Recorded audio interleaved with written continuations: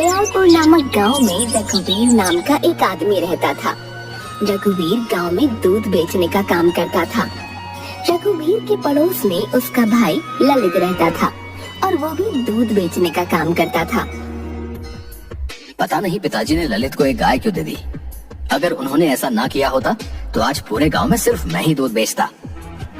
ललित बहुत अच्छा इंसान था, दिल लगाकर काम करता था और अपने परिवार के साथ खुश रहता था।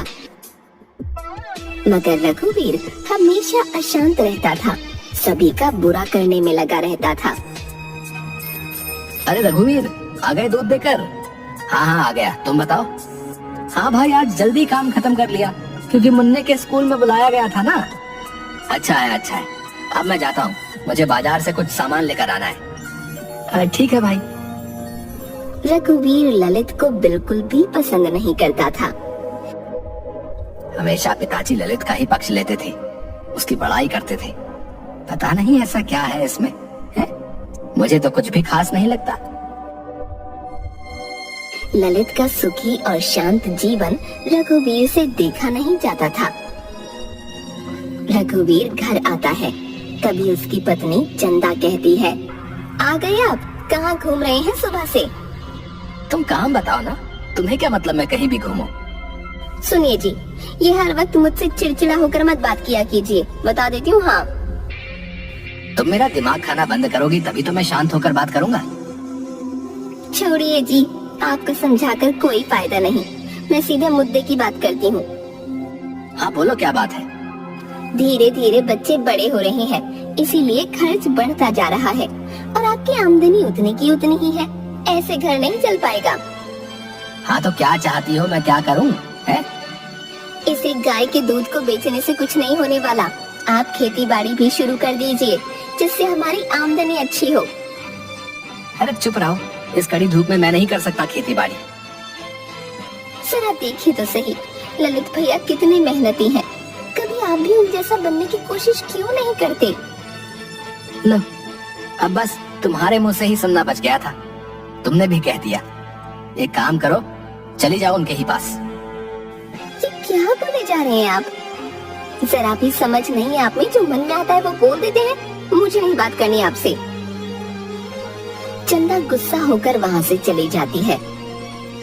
पता नहीं ऐसा क्या देख लिया इस चंदा ने ललित में, जो ये भी ललित का गुणगान गाने लगी। कुछ ना कुछ तो सोचना ही पड़ेगा। रघुवीर आमदनी बढ़ाने के बारे में सोचने लगता है। कोई तरीका नहीं मिल रहा जिससे आमदनी बढ़ जाए और मुझे खेत पर काम ना करना पड़े।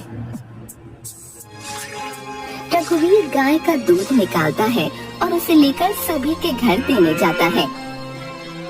एक काम करता हूँ, जब दूध देने जाऊंगा तब सभी के घर से कुछ न कुछ चुरा लूंगा। रघुवीर ऐसा ही करता है। जिस भी ग्राहक के घर दूध देने जाता था, सभी के घर कुछ न कुछ चोरी कर लेता था और उन्हें बेच देता था। इस काम से भी कुछ खास पैसे नहीं मिल रहे हैं। इन छोटे मोटे सामानों को बेचकर 100-200 मिल पाते हैं। इसमें क्या होगा? कुछ बड़ा सोचना होगा। सभी को दूध देकर जब रघुवीर घर वापस आ रहा था, तभी उसकी नजर ललित पर पड़ती है। ललित एक ग्राहक को दूध दे रहा था। लीजिए भाई जी, 2 लीटर दूध। लाओ भाई लाओ। वैसे एक बात तो माननी पड़ेगी भाई, हैं? तुम बहुत ही अच्छा दूध देते हो भाई। मेरे घर में सभी लोग तुम्हारे दूध को बहुत पसंद करते हैं भाई। बस मिलावट वाला काम मैं नहीं करता, बाकी तो मेरी गाय है ही अच्छी। समझ लीजिए बस पिताजी का आशीर्वाद है। ठीक है भाई, ठीक है। अब मैं चलता हूँ, कल भी 2 लीटर दूध मेरे लिए रखना, ठीक है? हाँ जी जरूर। ललित साइकिल लेकर आगे बढ़ता है। अरे रघुवीर, तुम भी दूध देकर आ रहे हो क्या? हाँ, अभी थोड़ी देर पहले काम खत्म हुआ है, अब घर जा रहा हूँ। चल मैं भी घर ही जा रहा हूँ। रास्ते भर रघुवीर बहुत खुश था। घर आकर वो सोचता है, वाह, एक तरीका मिल गया जिससे मैं अच्छी कमाई कर पाऊंगा। अगले दिन रघुवीर बहुत जल्दी उठ जाता है, अपनी गाय का दूध निकाल लेता है और ललित के घर में झांक झांक कर देखने लगता है। जैसे ही ललित दूध निकाल कर अंदर जाता है, रघुवीर ललित के घर में घुस जाता है और उसके बर्तन से आधा दूध निकाल कर अपने पास रख लेता है और बाकी में पानी मिलाकर वहाँ से भाग जाता है। ललित अंदर से आता है। चलो दूध देकर आता हूँ। रघुवीर पहले की ही तरह अपने सभी ग्राहकों को दूध दे देता है और साथ ही ललित के पास से चुराया हुआ आधा दूध घूम घूम कर बेच देता है। वाह, क्या दिमाग लगाया मैंने। इस तरीके से तो अभी मेरी अच्छी कमाई होगी। साथ ही आने वाले दिन में ललित के ग्राहक भी कम होंगे और वो भी मेरे पास ही आएंगे। ग्राहक बढ़ जाएंगे तो अभी से भी ज्यादा पैसे आएंगे हैं।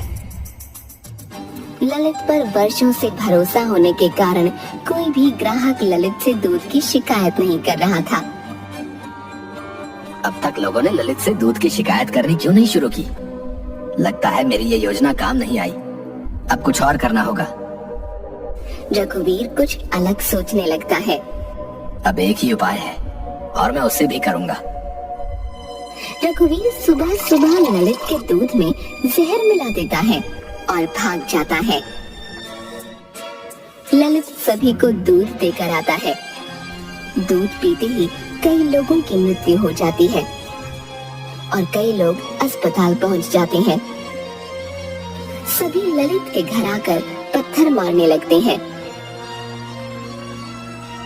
अरे, अब ये क्या हो गया? अचानक इतनी भीड़। ललित, आज तुम बच नहीं पाओगे। तुमने दूध में जहर मिलाकर हमें दिया था ताकि हम मर जाएं। रुको, अभी तुम्हें बताते हैं। ललित कुछ नहीं समझ पाता। सभी उसे मारना शुरू कर देते हैं। तभी पुलिस वहां आती है और ललित को पकड़ कर ले जाती है। ललित की पत्नी मोना वहां आती है। रुक जाइए, मेरे पति को छोड़ दीजिए, उन्होंने कुछ भी नहीं किया है। पुलिस ललित को साथ लेकर चली जाती है।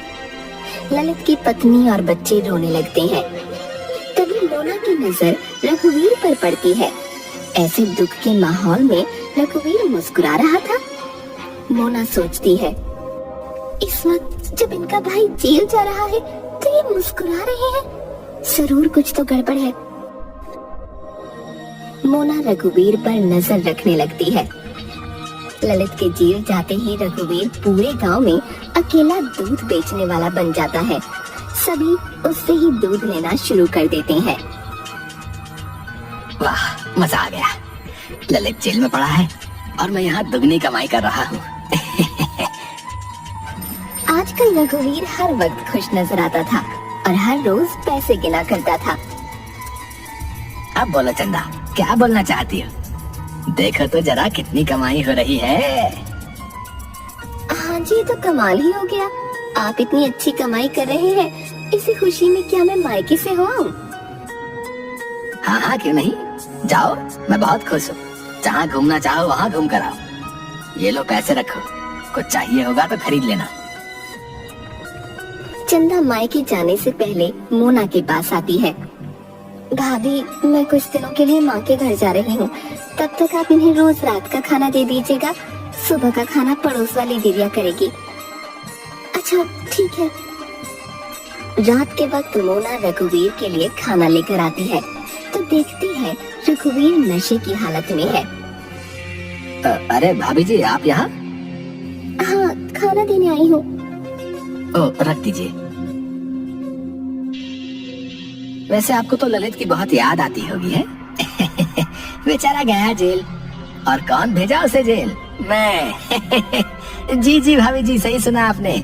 मैंने भेजा है उसे जेल। आपने भेजा है जेल? मगर कैसे और क्यों? अरे भाभी जी, आप भी ना कुछ समझती नहीं है। मैंने ही तो दूध में जहर मिला दिया था, जिस वजह से उसे जेल हुई। वैसे जब जेल से आए तो कहिएगा मैंने उसे बहुत याद किया। रघुवीर की बातें सुन मोना हैरान रह जाती है। मेरा शक सही था। जब मोना वहाँ से निकल रही थी तभी उसकी नजर एक बोतल पर पड़ती है। वो बोतल जहर की थी। अच्छा, तो यही जहर रघुवीर जी ने दूध में मिलाया था। कौन है इस गांव में जो जहर बेचता है? मिलना पड़ेगा उससे। अगले दिन मोना उस आदमी से मिलती है जो गांव में जहर बेचता था। इसके बाद वो सरपंच के पास आती है। सरपंच जी, मेरे पति बेगुनाह है, उन्हें फंसाया गया है। किसने फंसाया है उसे? आप सभी गांव वालों को बुलाइए, सबके सामने ही सारी बात होगी। सभी गांव वालों को बुलाया जाता है। रघुवीर भी वहां आता है। सरपंच जी, मेरे पति को फंसाने वाला कोई और नहीं बल्कि रघुवीर जी है। ये सुन सभी हैरान रह जाते हैं। अरे ऐसा कैसे हो सकता है? ये तो ललित का भाई है। आइए भैया जी, यहाँ सबके सामने आइए और बताइए कि ये जहर की बोतल आपसे किसने खरीदी थी? ये जहर की बोतल रघुवीर जी ने मुझसे खरीदी थी। सरपंच जी, जिस दिन इन्होंने जहर खरीदा ठीक उसके अगले दिन गांव में ये हुआ था। रघुवीर बहुत डर जाता है। क्यों रघुवीर, क्या सच्चाई है? जरा सामने आकर बताओ। रघुवीर डरता हुआ आता है। माफ कर दीजिए सरपंच जी, ज्यादा पैसों के लालच में मैंने ये सब किया। मैंने सोचा ये करने के बाद मेरी कमाई बहुत अच्छी होगी। अभी के अभी इसे जेल भिजवा दिया जाए, साथ ही ललित को छोड़ दिया जाए। और हाँ, गांव में जहर बेचना बंद करो। आज के बाद कभी किसी ने ऐसा किया तो कड़ी से कड़ी सजा मिलेगी।